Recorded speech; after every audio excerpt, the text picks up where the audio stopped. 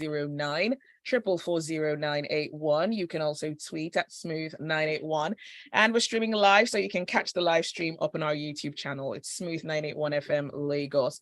Our analysts are in. Analysts this morning, Mr. C and AB Bozimo. Good morning. Good morning, Zibby. Good morning, Mr. C. Happy belated birthday to you, and good morning, Lagos and the world at large. Good morning, Zibby. Good morning, ladies. Thanks for the birthday wishes. Good morning, Lagos. All right, so we're starting off with Punch. The National Association of Nigerian Students, NANS, has called on students in the country to prepare for nationwide protest against the hike in tuition fees by tertiary institutions across the country. Okay, so thank you, Zibby. It's a bit challenging reading stories like this. Now, in Nigeria, the National Association of Nigerian Students, for me, lost its value a very long time ago. And it's a bit puzzling to understand why they're going on the strike. Because where was they when the candidates were campaigning before the February elections? Now, we all realize there's a crisis in the education sector of Nigeria. We realize that government by itself, both at the national and subnational levels, is simply incapable of properly funding our education. We are also witnesses to the fact that Nigerians will bring out money for what they consider to be valuable or priceless to them. And this is evidenced by the large amounts of money Nigerian students spend to obtain for an education. Now, the truth of the matter is, we cannot be complaining about the poor state of our educational sector and at the same time be maintaining the unrealistic school fees that currently exist. We need to get private investment in. Now, but to get private investment in, the fees have to make a lot of sense. Now, even the teachers have complained. Teachers at the secondary school levels, teachers at the primary school level, we're all witnesses to the recurrent ASU strikes, speaking to the poor state of the education system. Now, NANS wants to go on a strike. To what effect? Yes, they have rightly referenced the hike in the price of petrol. However, they must realize that to provide education is not cheap and it should not be free. And it comes at a price. Where you have free education, somebody somewhere is paying for it. Now, the reality is this: after going on the strike, what do you want the government to do? You want the government to maintain the old rates. They're saying that the government hasn't put in the necessary palliatives before taking on this move of removing the fuel subsidy. Now, that is a good point. However, irrespective of the rise in petrol, tuition costs were always going to rise because headline inflation in Nigeria has continued to increase, and it's currently about 22.71 or 22.74%, and it continues to increase month on month. Now, what does NANS want really? The teachers are poorly paid, right? And to pay them a decent wage, that money has to come from somewhere. The money is not going to fall from the sky. So they need to pick their battles. If they're asking for a staggered increase in school fees, that's understandable. But to suggest that the fees should not be increased at all until the palliatives are put in place, I'm not sure how realistic that demand is. And who are they benefiting if they go on a strike? Because we already have students who have had extended stays in universities due to no fault of theirs. You now go on a strike. And what if I'm not a member of the Nigerian National Association of Nigerian Students and I'm in a Nigerian university? Am I compelled to observe that strike? Are they speaking for the generality or the majority of Nigerian students? What is this supposed to achieve? So I think they should go back to the drawing board. They should revisit their strategy, revisit their plans, and if they need expert advice, they can reach out to people who can advise them properly. But a strike is not the way to go. there is room for dialogue. We should stop this resort or recourse to strikes. Sit down in a room, engage the people that manage the sector, and bring forth your views. And if they don't seem to be interested, you can spark a public discussion on social media. And people will weigh in. And I tell you, the government pays attention to what goes on in social media, and they don't disregard the views that are expressed there. That for me is a better way, a better medium than going on a strike. All right, thank you for that, Mr. C. AB, did you want to add something? Yes, I think on this matter, it's the problem arises from three things: optics, priorities, and execution. The optics of raising the fees, like Mr. C said, education costs money worldwide. Quality education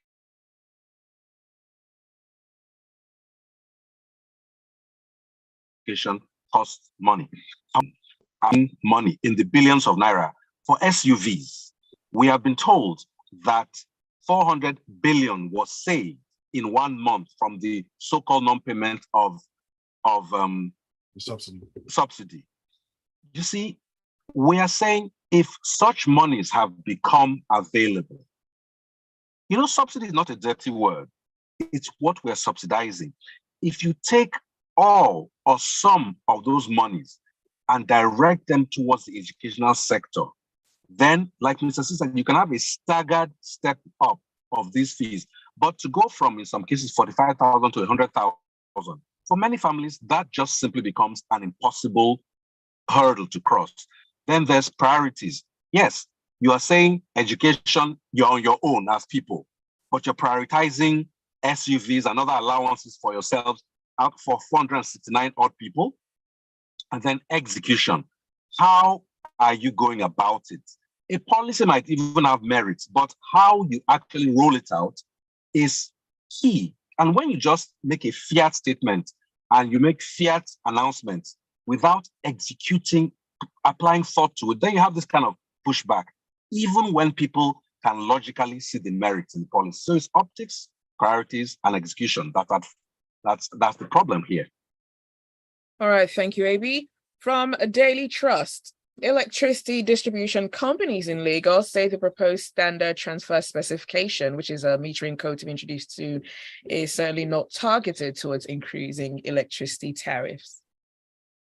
People must understand that even without bringing a new code, you can increase the tariffs. I read the story and realized that they are trying to improve the technology that is behind the metering system. I generally approve of technology. I belong to the vintage in age that went to banks and had a tally number where you would take a number and wait in a queue.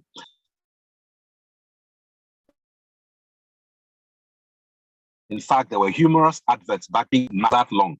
I have seen in the course of my lifetime how we moved from that antediluvian system to being able to transfer money between banks. It was a certain bank that has been swallowed up by Access Bank now that started that whole integrated banking system across the country.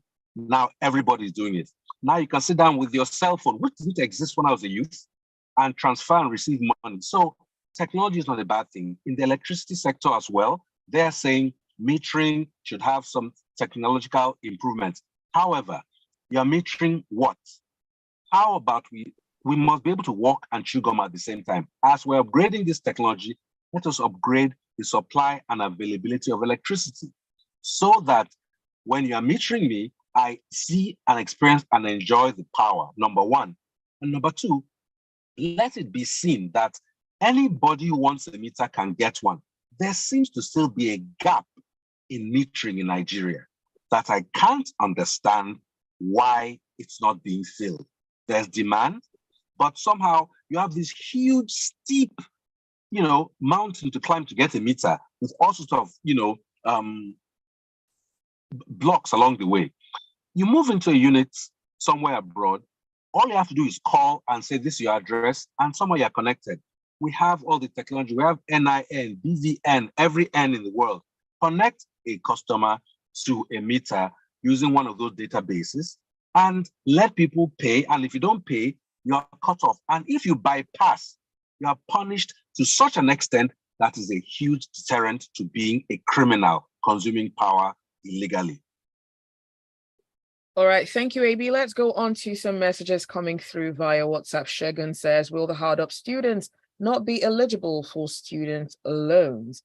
Kazim says the increase in school fees is ill-timed. Everyone knows that there needs to be an increase in fees, and people need to see transparency in accountability and governance. The removal of subsidy has created some savings for the government. What is the savings being used for? Meanwhile, public office holders are planning to buy SUVs. We need to get things right. And this one is from Yinka. Yinka says, happy birthday, Mr. C. Do give it away. And he says, thanks for your apt analysis and dissection of the story. Much appreciated. You see, Nigerians are a funny set of people who want the socialist way of life, but yet want to hold the government accountable in a capitalist way. Take, for instance, the recent news of increase in Unity school fees. Now, checking that list, it reads that tuition fee is free. However, feeding is 30,000 naira, which translates to about 333 naira a day to feed your child in school. Textbooks, okay, I'm sorry, but the rest of the items on that list are not out of place. We can't be asking for world-class education and yet not want to pay for it. Some parents use phones way more expensive than this. I believe we all went to Unity schools right now in this studio, right? Yes. So we know the system of how the bills come. They were almost literally next to nothing, but that's not the story this morning. Let's go on to the next story. And this one comes from Daily Trust. A gang of 10 senior secondary school students in Ogun State have reportedly waylaid and beaten up a teacher who'd stopped one of them from cheating during an examination. Okay, thank you, Zibby. So this is a sad reoccurring episode, particularly in Ogun State. So in 2021, there were repeated cases of students assaulting teachers in Ogun State. And that led the Ogun State government at the time to then request for undertakings in writing from parents of school children to the fact that their students will not assault teachers, and where they are found to have assaulted teachers, they will be prosecuted under the law. Now, to this particular story, an examination was going on. The student in SS1 was caught cheating. The invigilator of the teacher rightfully seized his paper and prevented him from continuing with the exam. What then happened? Hours after the exam, this student gets 10 other like-minded souls and they physically assault the teacher. Now they've been arrested, and I understand from the story they've been arraigned. Now, this speaks to a larger problem in society, a breakdown in values, a breakdown in law and order, a breakdown for constituted authority. Now, if you are already cheating in SS1, how can we then expect you to get to the university and be an honest and virtuous student? It's not going to happen. And where we prioritize the acquisition of certificates over the real acquisition of knowledge and skills, this is where we will always get to, because we have placed certificates on such a high pedestal that people will do anything and everything to get those certificates, from forging them to bribing their way through school to illegally getting these certificates. Two, it speaks to the alarming breakdown in values. To go back 20, 30 years, this was almost unthinkable. But now it seems to be widespread. How would a student in his right mind assault a teacher who is literally a parent and who is literally standing in for the parent while he's in school? To what end? So where young Nigerians already have that sort of mentality, that sort of thinking, we're truly in dire times. Now, what is the solution? I believe that we need to increase the amount of counseling available to students and even to Nigerians, I guess, because there are lots of Nigerians who are dealing with one mental issue or the other. They're dealing with the issues of life. And we must discourage assault in any form. And the only way we will continue to discourage it is that when perpetrators are caught and they're arraigned in court, and we can successfully establish that they're guilty of the crime of assault, they're made to pay the time. Now, when they pay the time, it will discourage some people. It will not discourage everyone, because it's sad to say this on air, the existence of criminal laws, criminal offenses, and punishments does not deter every single criminally minded person. Now, how do we get out of this conundrum? I think it has to be very clear going forward. And this is not just from the state. Your student, you assault a teacher, you assault a fellow student, I think you should be expelled. Now, if you're expelled, where it delves into the realm of criminal assault, then you'll be made to face the law. Because we must discourage the resort to force and violence in resolving issues. And two, cheating should be dealt with severely. We should pay more attention. We should place more emphasis on the acquisition of knowledge, not necessarily the certificates, because again, we have graduates who cannot defend the certificates they possess. So it's a lot of work to be done. It's not going to be solved in the short term, or I dare say the midterm. But if we all join hands together, maybe in the next 10, 15 years, we'll start to see some improvement. Thank you for that, Mr. C. You're listening to Freshly Pressed on Smooth 98.1. Do stay with us. The show continues.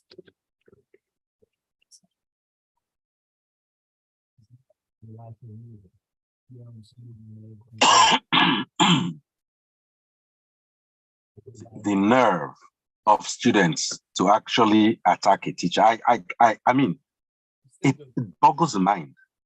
Crazy It stuff. boggles the mind. It's so. They probably believe nothing will happen.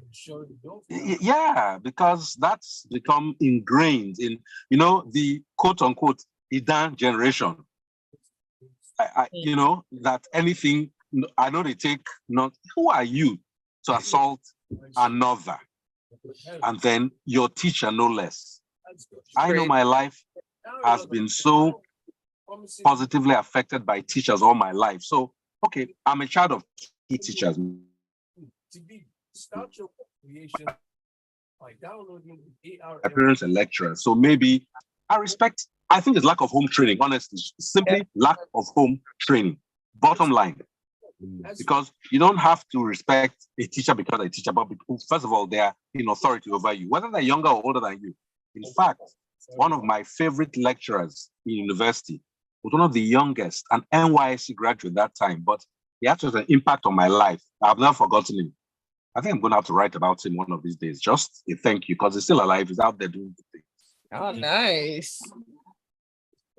So this education story, I think that people need to look beyond. We're back on. Okay. This is Freshly Pressed on Smooth 98.1. We're talking about the news stories that are making the headlines across the country, and we'd love for you to be a part of the conversation. So let us know what your thoughts are. The WhatsApp number is 0809 444 981. You can also tweet at Smooth981. Let's go on to some of the messages we have coming through.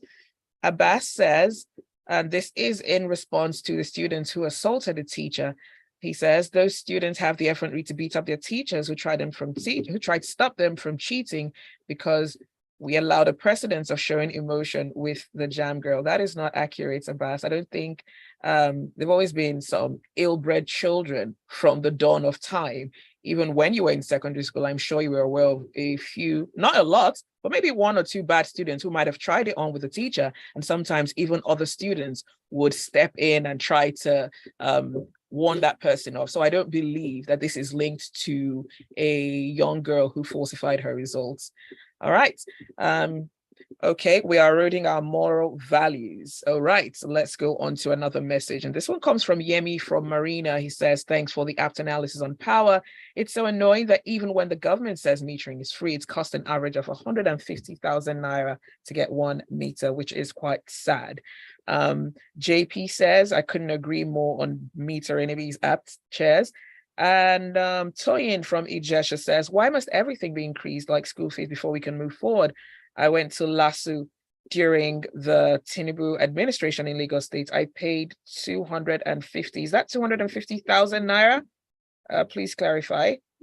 The government should be lenient to the masses. Thank you. Okay, let's go on to our next headline. Again, the WhatsApp number is 0809 440 981. From Punch, Senate reps to unveil committee chairman Thursday. Maybe? Thank goodness for this story, because it's a time saver. Who cares would actually be the only analysis I should give. But I'll go further. There's a line in the story that says that they are revealing the names of these committee chairmen on the last day of plenary before they go for their annual vacation to prevent aggrieved members from protesting. That I find amazingly like what you do on a primary school playground. You have some of the highest paid lawmakers on the surface of planet Earth playing childish and puerile games like, you know what? I'm just going to release these names and we'll turn out the lights and go on vacation so that by the time you all go back, you'll all be cool and calm and come back. It's sad that a country that, in my personal, solitary, and humble opinion, wastes so much money on the National Assembly would be saddled with people like this who cannot even among themselves come to some form of agreement about who should head the committees. I said the story is a waste of airspace because they give me a long list of committees and the senators in charge of them. And what have they ever done in the main to advance the cause of Nigerians? In my humble and solitary opinion, pretty much nothing. We are saddled with a Senate and a National Assembly in general, an extensive suite of allowances, ready to receive some 40 billion worth of SUVs, and the country is reeling in poverty. So I'm seeing the names of these people, and I go back to my first statement. Senate reps to unveil committee chairman on Thursday. Who cares? Next story, please. Oh, sorry, I want to jump in very quickly. The current president has 60 days to present his nominees. So today is what? Today is what, the 24th, correct? So he has only 4 more days within which to submit the nominations. Now, from the story AB took, the members of National Assembly are going off for summer this week, end of this week. Meaning we're not going to have a cabinet in place to mid-September or end of September. How did we get here? Because the president will say you were not there when I was ready to submit. Could say that they were not there. So the bigger question when they were ready to submit the names. The bigger question is, you've hardly done any work. You're off for summer holidays. How does that make any sense? Because the flights to the UK are valid now. This summer holiday, we're in a country with rainy season. We claim we have summer holidays. So let's go with the flow. It's time for summer abroad. So they got to stop work and go for summer. Mr. C, you know how this works. Oh, wow. Okay.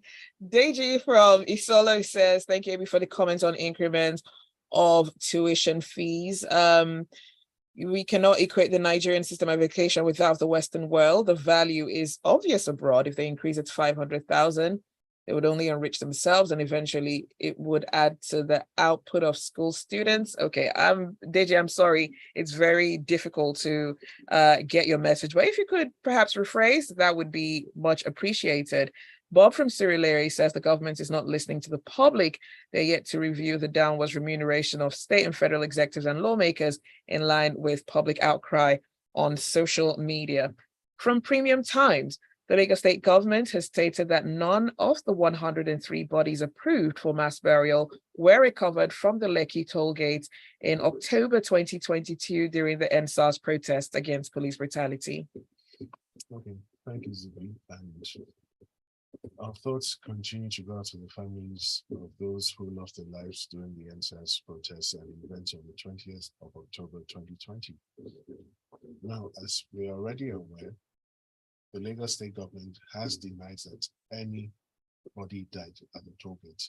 This is despite the findings of the body it voluntarily set up, whose report it discarded in favor of another panel of inquiry and the white paper that issued from that panel of inquiry. Now, what triggered all of this?